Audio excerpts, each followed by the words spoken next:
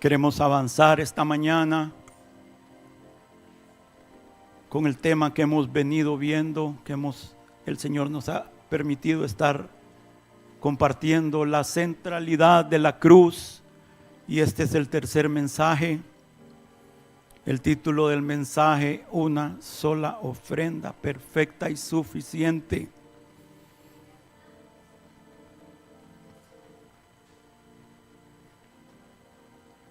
Queremos avanzar al lugar de nuestra herencia.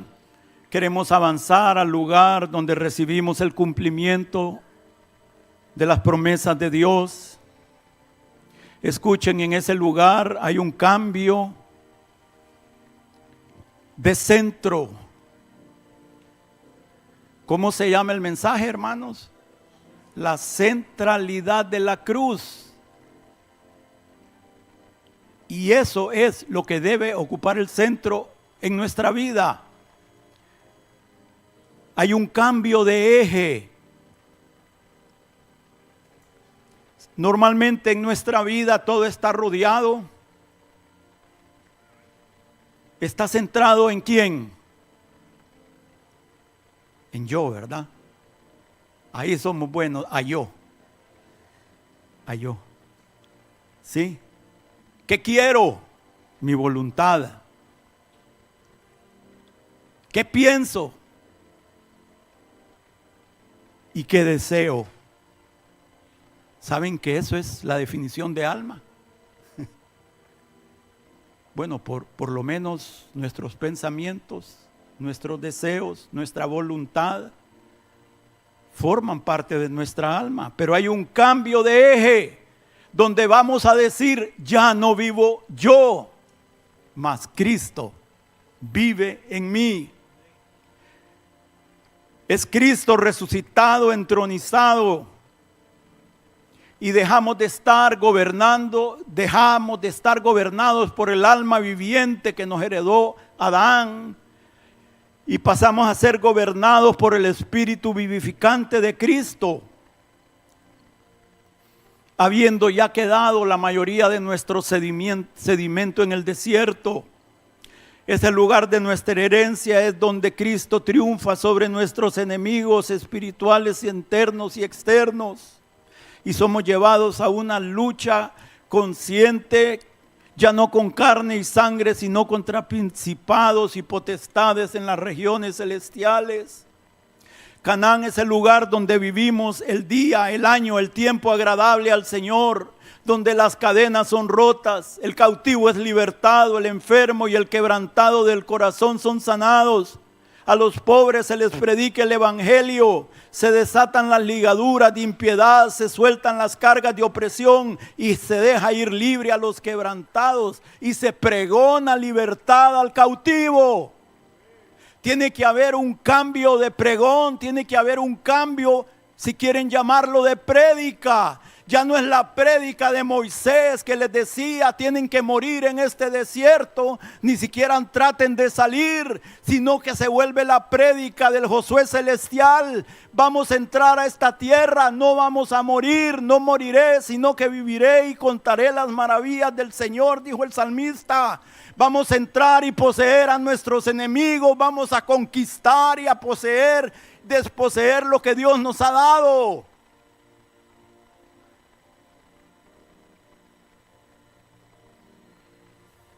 Y mientras no haya un cambio de prédica, mientras no haya ese pregón de libertad, no va a pasar nada. Porque es la palabra de Dios la que trae el cambio. Es la palabra de Dios la que crea algo donde no lo hay. Donde habían cadenas, se quiebran esas cadenas. Donde había enfermedad, viene la sanidad. Donde había la tristeza, ese manto de tristeza, Dios cambia esas vestiduras y nos pone un manto de gozo. Donde había luto, entonces podemos danzar y nuestra boca se levanten alabanzas a Dios, y somos como los que sueñan y decimos: ¿será esto realidad? ¿Será esto posible? Sí, es posible, porque Dios lo hace posible.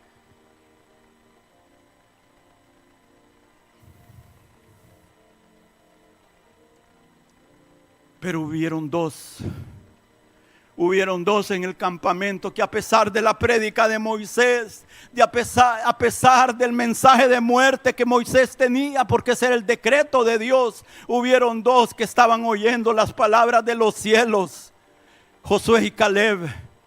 Y por eso se levanta Josué al final del tiempo y dice: es tiempo de levantarnos y conquistar la tierra.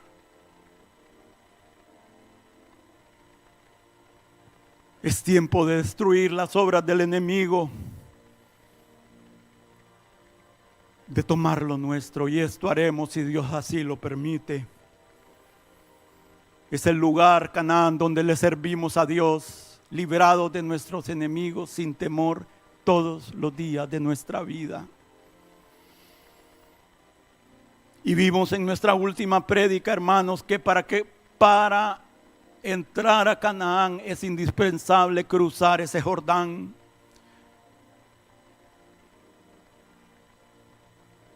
Y ahí en ese Jordán quedaron 12 piedras sepultadas en las aguas, y 12 piedras del lado donde ellos pasaron. Y esas piedras que quedaron sepultadas para nunca más ser vistas, era un monumento acordándose de lo que había quedado enterrado de ellos en el desierto. Pero esas otras 12 piedras afuera simbolizaban la nueva nación, la vida de resurrección de Cristo en nosotros, porque ese es el paso del Jordán, es una identificación con la obra del Calvario.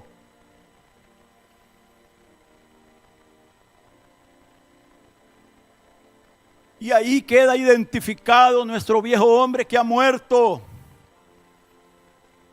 Y por el otro lado, nuestra vida unida al Cristo maduro, al Cristo resucitado, al Cristo triunfante, sentado en los lugares celestiales, no por encima de las potestades, no por encima, muy por encima de todo principado y autoridad y poder y dominio. Y ahí nos ha llevado el Señor. Es una postura de fe, que no importa cómo nos sintamos, ni cuán maduros nos sintamos, es algo que debemos de tomar y creer lo que la palabra ha dicho. Es importante la declaración, nuestro testimonio, lo que sale de nuestros labios, porque Dios toma en cuenta nuestra elección. Y quiero que veamos la siguiente filmina para darles un ejemplo de lo que les estoy diciendo. Dice: porque habéis muerto y vuestra vida está escondida con Cristo en Dios. Cuando Cristo en nuestra vida se manifieste, entonces vosotros también seréis manifestados con Él en gloria. Haced morir pues lo terrenal en vosotros. Si ustedes ven ahí la estructura de eso, dice: porque habéis muerto, entonces haced morir pues lo terrenal en vosotros. Son dos etapas. Primero morimos por identificarnos con el sacrificio de Cristo. Con Cristo estoy juntamente crucificado. Ya no vivo yo, mas Cristo vive en mí. Tomo eso, lo recibo, lo abrazo, lo creo. Pero después viene el proceso que Dios, con nuestra plena colaboración, haced pues morir. Si habemos muerto, si estamos muertos, ¿por qué tengo que hacer morir? Porque es un proceso. Pero si primero yo no tomo lo legal, lo experimental nunca va a ser realidad en mi vida. ¿Entienden? Es como nuestra santificación. En el momento en que creemos, y nuestra justificación. En ese momento en que creemos, somos declarados santos por Dios, porque Él ve la vida de su Hijo en nosotros, la vida santa de su Hijo. Pero la santificación, al igual que eso, es un proceso que dura toda la vida. ¿Sí?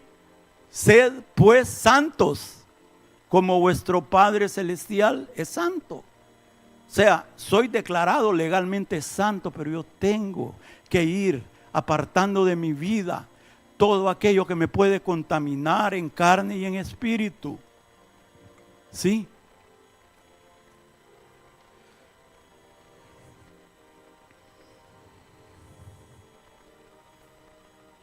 Debemos de considerarnos muertos al pecado, pero vivos para Dios. Y al unirnos a Cristo, dice la Escritura, que un espíritu nos volvemos con Él. Ya no somos nosotros, es Cristo en nosotros.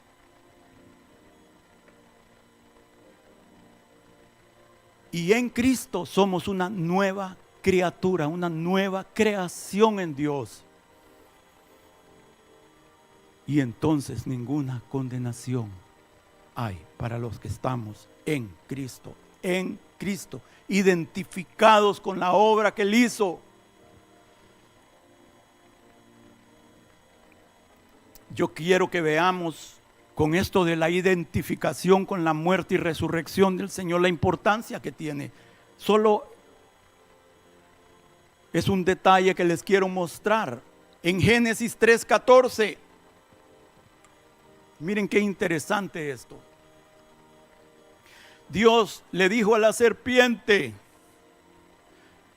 por cuanto esto hiciste, maldita serás entre todas las bestias y entre todos los animales del campo. Sobre tu pecho andarás, miren qué interesante, y polvo comerás todos los días de tu vida. Ya no iba a andar más erguida, tendría que estar humillada el resto de su tiempo, arrastrándose. Y no solo eso, se le condenó a comer polvo. Pero es interesante que sí, las culebras andan entre el polvo. Pero ¿usted ha visto alguna culebra literalmente comer polvo? ¿Verdad que no? ¿No son polvíveras? ¿Ah? No. ¿Será que hay aquí tal vez un significado un poquito mayor que el textual? Veamos en Génesis 3:19. Con el sudor de tu frente comerás el pan hasta que vuelvas a la tierra, porque de ella fuiste tomado, pues polvo eres y al polvo volverás. Ven, a Satanás se le dio permiso de alimentarse ¿de qué? Del polvo. ¿Y quién es ese polvo? Los hijos de Adán, el hombre viejo, el hombre caído, el hombre pecador. Entonces, de eso se alimenta el enemigo. Pero si ese Adán en usted está muerto, legalmente, aunque todavía esté vivo, ¿entienden? Experimentalmente, el enemigo no tiene legalmente de dónde agarrarse en su vida. Ya no vivo yo, mas Cristo vive en mí. Y lo que ahora vivo en la carne, lo vivo en la fe del Hijo de Dios. Y entonces, ¿de qué polvo se va a agarrar el enemigo? Mientras ese proceso se hace una experiencia, Dios ha puesto esa salvaguarda legal para sus hijos, para que estemos en cierta medida protegidos de los ataques del enemigo, en cierta medida, pero siempre debemos de estar atentos, despiertos, porque el enemigo no descansa. Y fue allí, en la cruz, donde al yo identificarme con el Cristo crucificado, yo muero legalmente.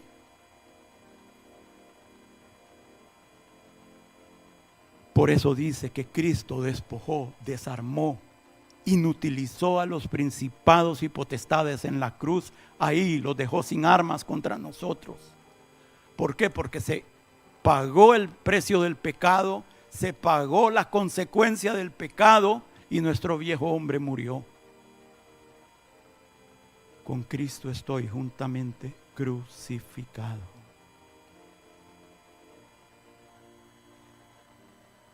En lo que a Dios se refiere, desde el punto de vista de Dios, la cruz Fue el lugar donde se cumplieron los requisitos de la ley,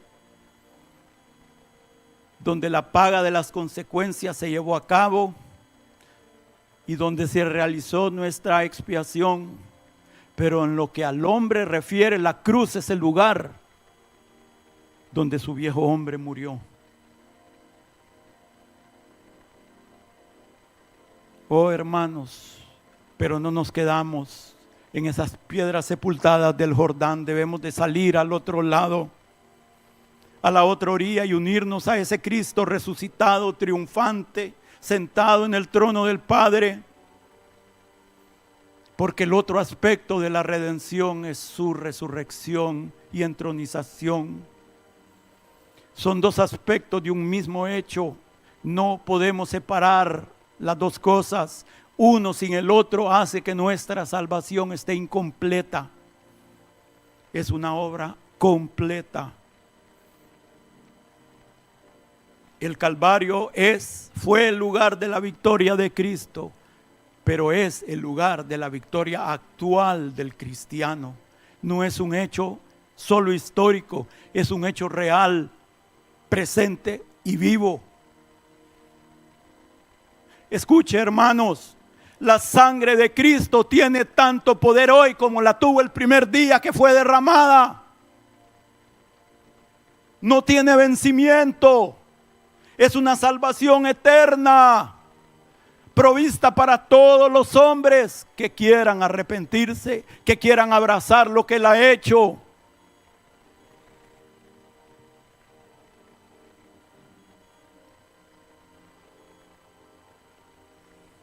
Y quiero con esta serie de mensajes, oh hermanos, yo les pido sus oraciones continuas, porque hay una oposición. Yo ahorita ahí sentí una presión espiritual. Yo no estoy jugando cuando vengo a orar de tal forma. Hay intereses espirituales para que esto no se predique, o si se predica para que usted esté pensando guayabas. Usted está pensando en su trabajo, usted está pensando en su esposa, usted está pensando, yo no sé en qué está pensando. Rechace esos pensamientos. Su vida eterna está en juego, la vida eterna de su familia. Este es el mensaje del evangelio. Si solo un mensaje me diera Dios a predicar, sería este, y su misericordia, nada más, nada más. Y quiero en esta serie de mensajes que con la ayuda del Señor,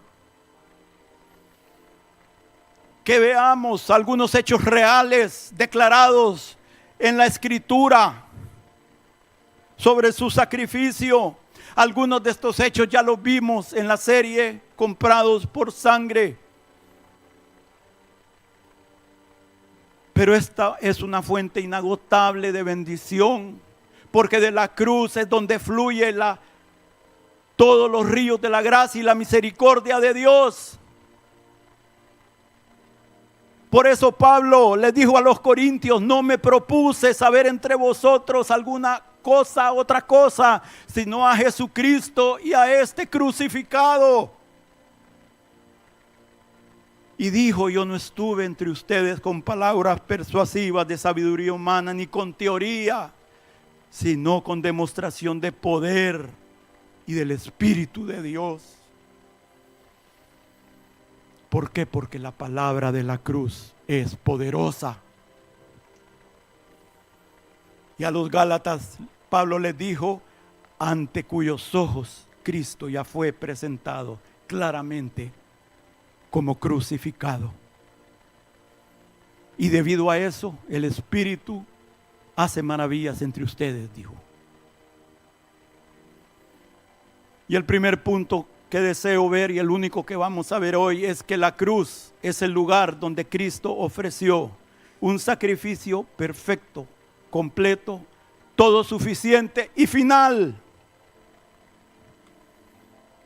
Hebreos 10:14. Porque con una sola ofrenda hizo perfectos para siempre a los santificados.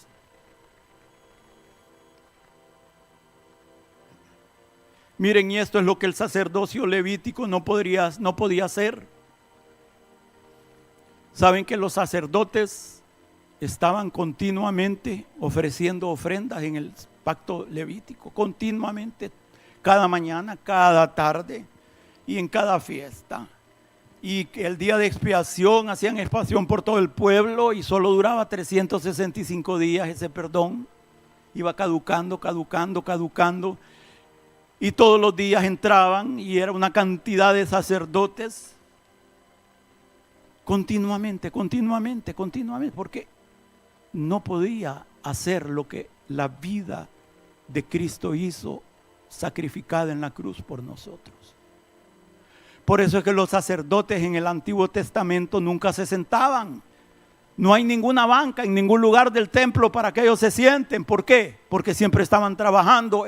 El trabajo nunca estaba terminado. Pero Cristo, habiendo purificado nuestra vida, dice que se sentó a la diestra de la majestad de Dios. Y ahí está esperando hasta que todos sus enemigos sean puestos por estrado de sus pies. Y adivinen a través de quién va a ser eso. De su iglesia. Sí, de su iglesia. A través de su iglesia los enemigos de Cristo van a ser puestos por estrado de sus pies. Cristo le dijo a sus apóstoles: les doy poder sobre toda fuerza del enemigo y nada les dañará.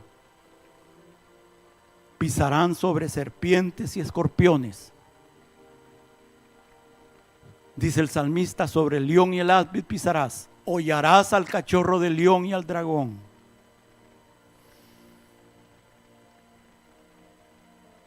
Isaías 53, 6.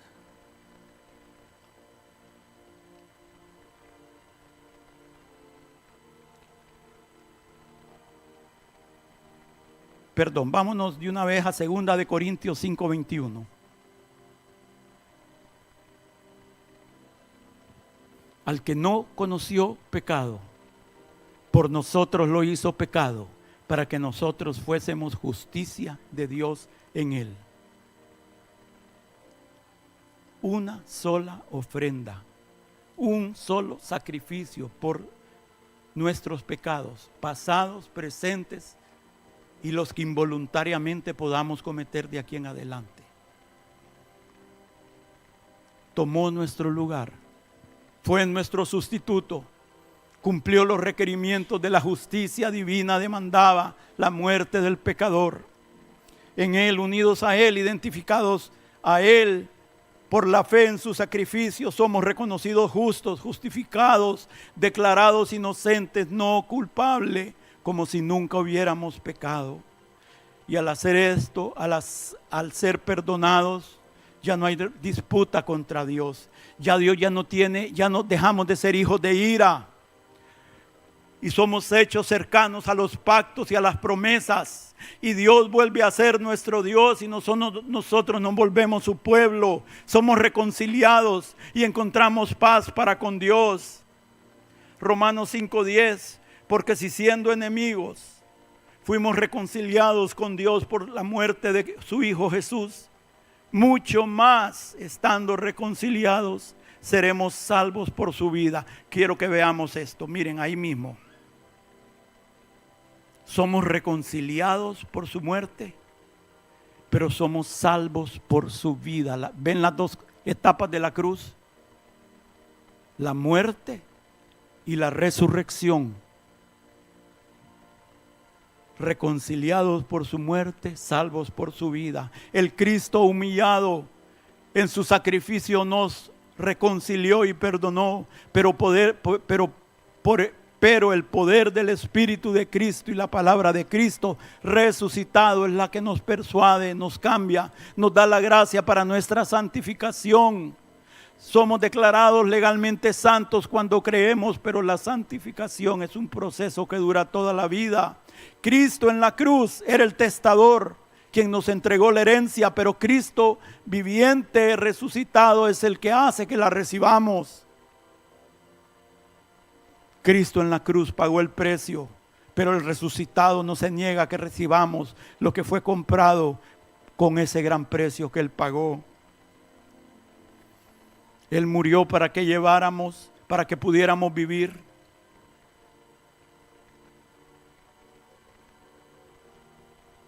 Llevó las consecuencias para que nosotros no tuviéramos que llevar las consecuencias, para que fuéramos libres de esas consecuencias.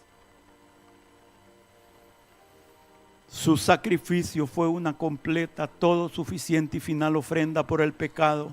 El velo del templo se rasgó, el camino se abrió, la raza humana fue redimida, la muerte fue vencida, el castigo y las consecuencias pagadas. Esa es parte de nuestra herencia, nuestra redención es total. No hay nada que agregar, no hay nada que quitar. Lo que debemos es creer en nuestro corazón y confesar con nuestra boca esta salvación tan grande y vivir de acuerdo a ello. Miren aquí otro detalle que quiero que veamos, que yo la primera vez que compartí en ese momento sobre este tema, yo no había visto esto. Pero miren qué interesante hasta dónde llegó este sacrificio de nuestro Señor, lo que implicó, hasta dónde las benditas consecuencias, hasta dónde llegaron. Hermanos, hay cosas que no entendemos claramente, lógicamente, pues somos mortales humanos. Y apenas, si vemos, apenas vemos borrosamente. Pero con la ayuda del Espíritu Santo podemos, el Señor nos puede dejar entrever, dar un vislumbre, leer entre líneas. Y quiero que veamos este puntito, que no lo toqué la vez pasada. Saben que el tabernáculo de Moisés era una copia del tabernáculo celestial. Dice, se le dijo, haz todo conforme a lo que has visto. ¿Por qué? Porque lo que había visto era el tabernáculo, lo que se le había mostrado el tabernáculo celestial. O sea que en el cielo hay un tabernáculo, hay un templo, hermanos. Y saben que Moisés purificó el tabernáculo terrenal con la sangre de los toros y de los machos. Amén. Así inauguró el nuevo pacto, el viejo pacto. Se inauguró con la aplicación de la sangre. Y parte de todo lo que se hizo fue purificar el templo. Miren qué interesante. Pero eso solo es una sombra de lo que iba a hacer el Señor en su sacrificio. Miren qué interesante. Hebreos 9:23. Fue pues necesario que las figuras de las cosas celestiales fueran purificadas así como con la sangre de machos cabríos. Pero fíjense, las cosas celestiales mismas, el templo celestial fue purificado con la sangre de Jesús, hermanos, con mejores sacrificios que estos. ¿Qué quiere decir, hermanos? Yo no había visto esto antes. Pero la rebelión de Satanás contaminó los cielos. ¿Se acuerdan que en Job él tenía acceso al Padre? Eso es el tercer cielo, donde Dios está, es el tercer cielo. Pero por la obra de Cristo en la cruz, Cristo dijo, veo a Satanás caer del cielo como un rayo. Y justo antes de su sacrificio él dijo, ahora el príncipe de este mundo será echado fuera. Deduzco que el Satanás con la obra de Cristo fue echado del tercer cielo y ahora él y sus huestes operan desde el segundo cielo. Ahí están en el cielo intermedio y bajan y suben a la tierra porque sus planes son para operar contra la obra de Dios que somos nosotros. Porque son enemigos de Dios, son enemigos suyos también, que le caiga el 20. Y eso de que usted, si no se mete con el enemigo no se va a meter con usted, eso no es así, mi hermanito. Eso no funciona así. Entonces, Hermanos, el sacrificio, la sangre de Cristo es tan poderosa que purificó los cielos mismos.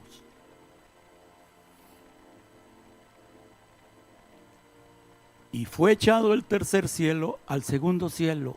Y dice la Escritura en Apocalipsis que en la batalla de Satanás con sus ángeles y Miguel con sus ángeles, él será echado del segundo cielo y va a ser echado a la tierra. Y finalmente de la tierra va a pasar su eternidad en el lago de fuego. Y ya en la línea final de este mensaje quiero que vayamos a Isaías 53:3.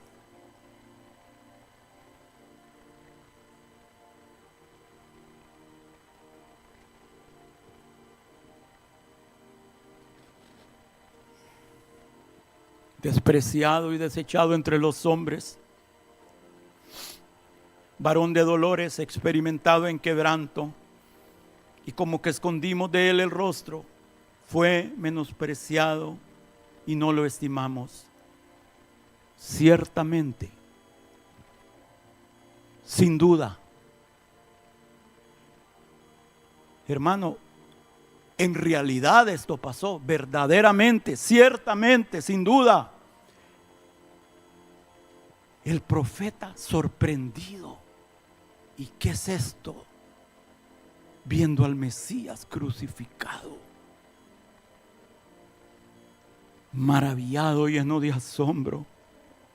Él mismo, él en su cuerpo, él mismo llevó, cargó, tomó sobre sí, sufrió mis enfermedades y mis dolores.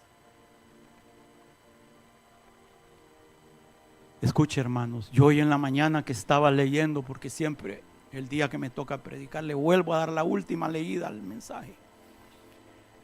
Y yo cuando leí esto es como cuando alguien viene, el hermano Robert, con una carga que no puede llevar, y yo le digo: hermano, permítame, yo llevo esa carga, démela, yo la voy a llevar.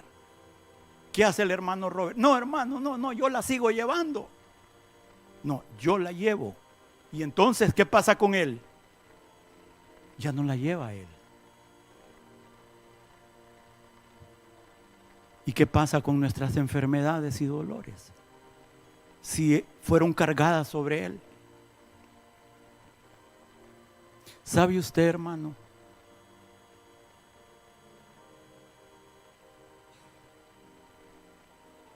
que la enfermedad es producto del pecado? Y no necesariamente alguien que esté enfermo es porque él pecó, pero es producto del pecado. Y somos pecado, hermanos. En el Edén, antes de pecar, no había enfermedad. No había enfermedad. La enfermedad llegó cuando nuestros padres pecaron. Y si ciertamente Él llevó nuestras enfermedades y sufrió nuestros dolores, y si Él llevó esa carga para que nosotros no la lleváramos, ¿cómo podemos venir a dudar a la hora de orar por alguien que esté enfermo? Que es la voluntad de Dios para que esa persona sea sana. Un día, que es cuando sea el tiempo, vamos a tocar ese tema. Yo puedo estar equivocado, hermano. Yo puedo estar equivocado. Soy bien torpe. Pero yo quiero creer en aquel que dijo: yo soy Jehová tu sanador. Ninguna de las enfermedades que puse en los egipcios las pondré sobre ti. Que no hayamos podido alcanzar esa fe, que no hayamos podido apropiarnos de eso que se requiere para que Dios opere, es otra idea. Pero yo no tengo que estar viniendo a dar una doctrina diferente a esta. Hermanos, yo no predico paz, poder y prosperidad como se entiende. Yo no creo en ese evangelio. Les estoy predicando de la cruz de Cristo. Por Dios, es la cruz de Cristo la que quiero predicar. Por eso debe estar al centro de nuestra vida. Ver aquel que fue levantado en medio del desierto, cuando las culebras estaban mordiendo a todo el mundo. Hermano, ellos se merecían morir. Sí, se merecían morir porque eran rebeldes, brutos, necios. Se merecían morir cuando los picaba una serpiente, ¿sí o no? Sí. Y usted se merece estar enfermo también. Pero cuando alguien miraba a esa serpiente levantada por fe y no apartaba sus ojos, era sanado. Lo mereciera o no lo mereciera, lo mismo sucede con nuestra salvación. Oh, hermanos, miremos al crucificado y se van a aclarar muchos errores, se van a aclarar situaciones en que estamos que no son bíblicas. Oh, hermanos, que Dios nos ayude a vivir esto, a que esto sea una realidad. Ha sido mi anhelo por años, que le he dicho, les compartí con ustedes, como yo le decía al Señor: ¿dónde está el poder de tu sanidad? ¿Dónde está el poder para libertar a los que están cautivos? Y todo este mensaje es una respuesta de Dios para irnos guiando para los que quieran oír.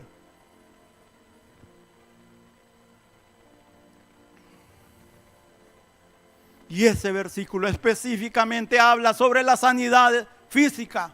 Ese versículo no está hablando sobre sanidad ni espiritual ni emocional. Hay otros versículos que se encargan de eso, pero eso está hablando de la sanidad física.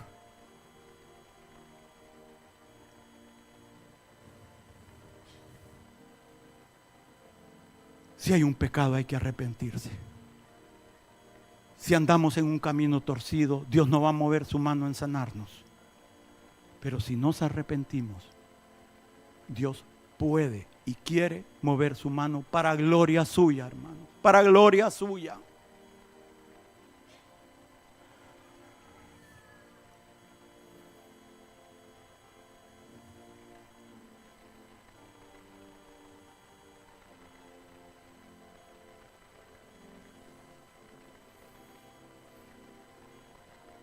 Oh, hermanos, en su cuerpo, ahí rechazado por el cielo, su Padre, y por la tierra, sus criaturas, solo el infierno se abrió para recibir al crucificado. Aquel que estaba entre los impíos, y entre los impíos estaba en el centro como el peor de los tres, como el ejemplo de lo que sucede cuando la ira de Dios cae sobre alguien. Ahí estaba lleno de moretes, de golpes, de dolor, de heridas físicas en sus pies, manos, parte frontal, espalda, coronado desde la cabeza hasta los pies, una sola llaga. Él no murió solo para perdonarnos, murió también para sanarnos. Perdóneme si usted no cree esto, pero yo quiero creerlo. Porque eso es lo que dice la Escritura. Él quiere que tengamos una vida en abundancia, bendecida en sus caminos. En cada área de nuestra vida, su sacrificio proveyó la respuesta para todo, cada ser humano en cada área de su vida. Por eso es un sacrificio completo, total y final, para sacarnos de la miseria en que caímos a causa de la desobediencia de nuestros padres.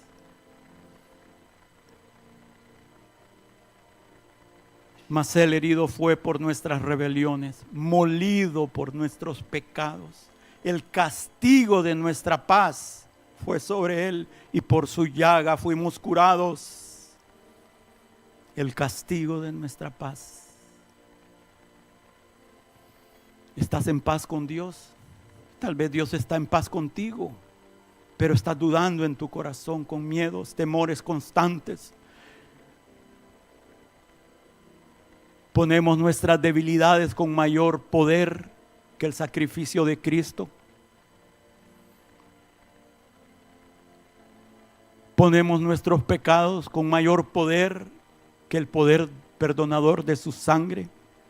Oh, corazón perverso de incredulidad, decidamos creer y aferrarnos a la provisión que Dios nos ha dado.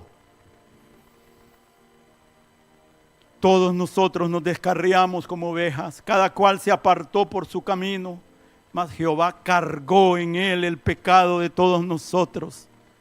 Angustiado y afligido, no abrió su boca.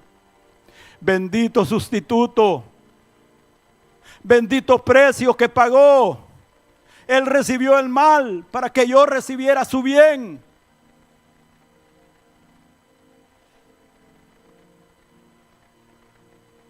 Él fue angustiado para que yo fuera consolado. Él recibió el rechazo para que yo fuera acepto en el amado.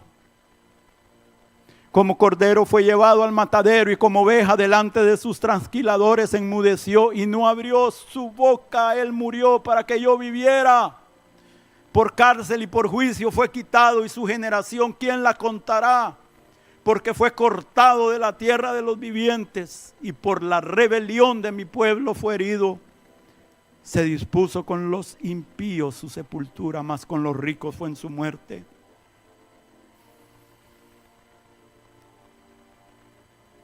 De acuerdo al trato que le estaban dando, a él le correspondía estar en una fosa común con esos malhechores. Sí, porque lo estaban tratando como un criminal. Pero la providencia divina decidió hacer una distinción e hizo que fuera sepultado con los ricos y los inocentes. Él fue apresado injustamente para que yo pudiera vivir en la libertad gloriosa de los hijos de Dios.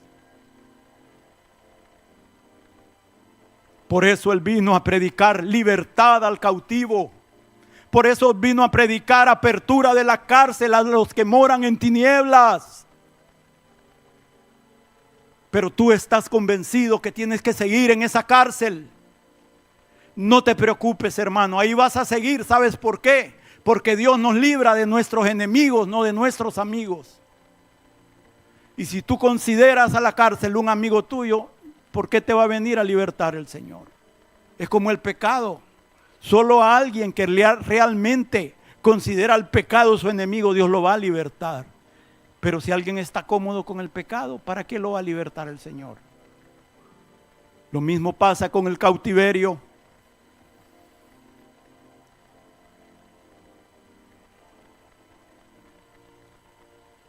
Sí, pero es que el sacrificio, la obra que hizo el Señor no es suficiente, hermano. Yo tengo que sufrir también para completar la obra que Él hizo. Tengo que agregarle a su sacrificio. Yo tengo que pagar un precio también. Porque el que Él pagó no es suficiente.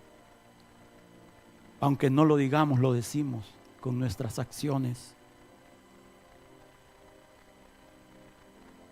Oh, hermanos, lo arrestaron, lo apresaron, lo cortaron de la tierra de los vivientes, lo mataron y para asegurarse pusieron una gran, enorme piedra para que nadie entrara y saliera.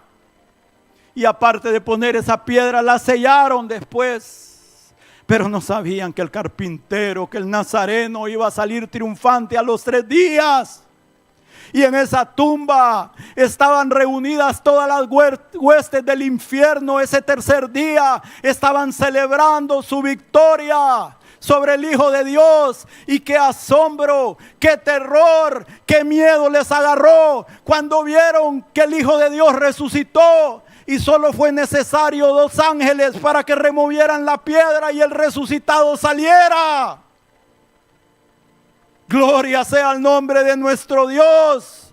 Bendita salvación y bendito Salvador el que tenemos, que nos ha venido a libertar de la mano de todos nuestros enemigos y de los que nos aborrecen, para que les sirvamos en santidad y justicia todos los días de nuestra vida. Y salió el resucitado con las llaves de la vida, con las llaves de la muerte, con las llaves del infierno en su mano. Y ahora es el Señor de toda la creación.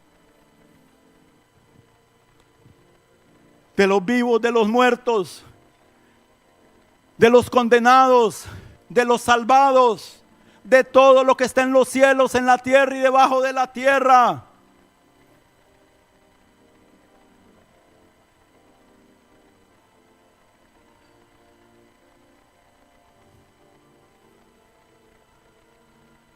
Y Jehová, dice, quiso machacarlo, quebrantarlo, destruirlo, oprimirlo con sufrimiento, aplastarlo, quebrantarlo, humillarlo, triturarlo, molerlo, hacerlo sufrir, sujetándole al padecimiento.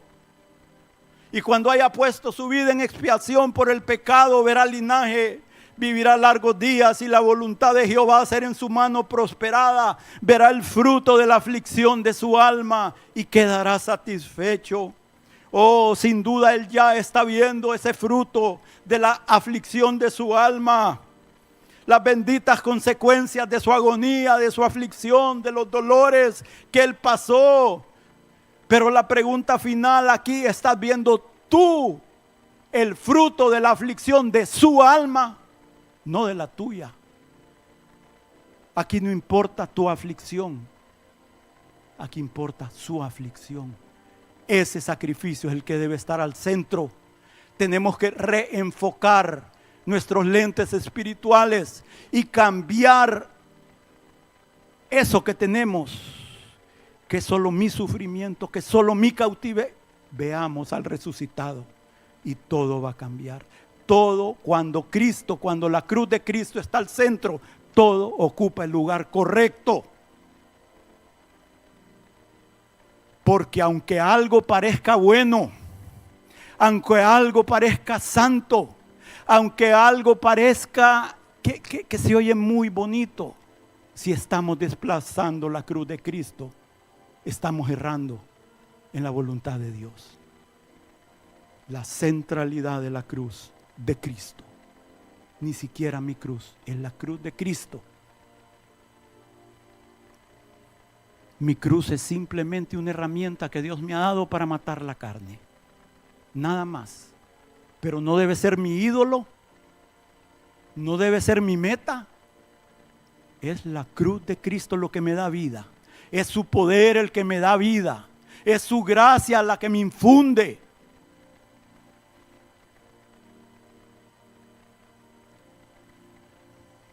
Y entonces seguimos enfermos. ¿Para qué entonces llevó mis enfermedades y mis dolores en su cuerpo? Seguimos en ataduras y en cadenas. Entonces, ¿para qué fue injustamente apresado? Tenemos que apropiarnos del intercambio divino. Pongámonos de acuerdo con el Padre y el Hijo. Y el Espíritu Santo va a decir amén.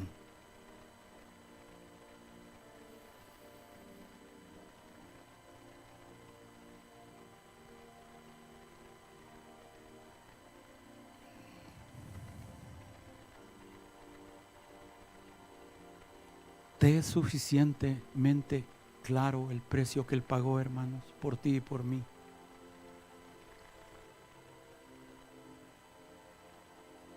Que Dios abra nuestros ojos. Pónganse de pie. Que Dios abra nuestros ojos. Aquel que no negó ni a su propio Hijo. Aquel que no nos negó ni a su propio Hijo. Que no nos escatimó su Hijo.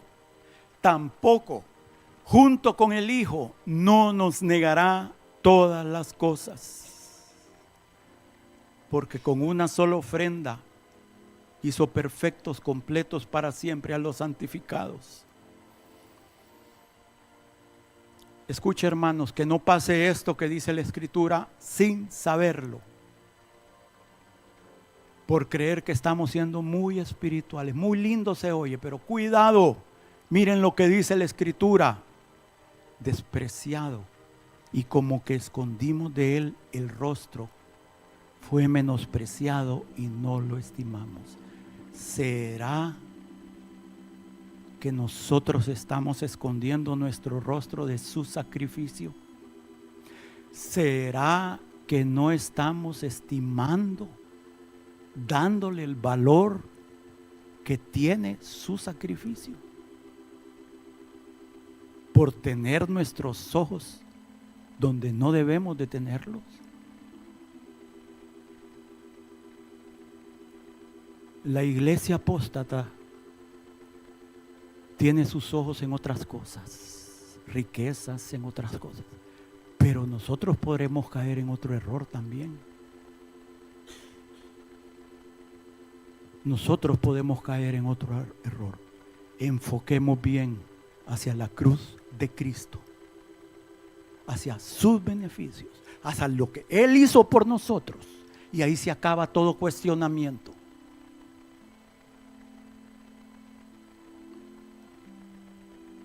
Escuchen, hermanos, y con esto cierro. El efecto, el resultado, la salvación. Y yo les definí hace un par de años que era la salvación, es todo aquello incluido en el sacrificio, provisto en el sacrificio de Cristo. Eso incluye sanidad, provisión, todas las áreas, sanidad emocional, la salvación que recibamos como fruto del sacrificio del Señor no está determinado únicamente por el sacrificio en sí. Estará determinado también por nuestra respuesta a ese sacrificio. La misma palabra de Dios, dependiendo cómo respondamos a ella, es el fruto que va a dar. Porque una va a caer entre pedregales, otra va a caer en el camino, otra va a caer entre espinos y la otra va a caer en buena tierra. Entonces, cierro con esto. El resultado, los frutos de ese sacrificio van a depender de cuánto lo valoremos y cuánto lo creamos y cuánto lo confesemos y cuánto lo abracemos, cuánto creamos lo que la bendita palabra de Dios dice que es verdad. No lo que yo creo, no lo que yo pienso, no como yo me sienta, sino que dice la palabra de Dios y punto. Amén, hermanos. Que Dios nos ayude, porque yo estoy junto con ustedes. Yo estoy en la lucha. Yo estoy en el anhelo de alcanzar. Yo estoy en el anhelo de entender. Yo estoy en el anhelo de aferrarme a esto. Hasta que Dios diga: aquí está el resultado del sacrificio de mi Hijo. Sean libertados los cautivos, sean sanos los enfermos.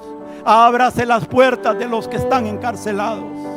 Y lo vamos a ver con la ayuda de nuestro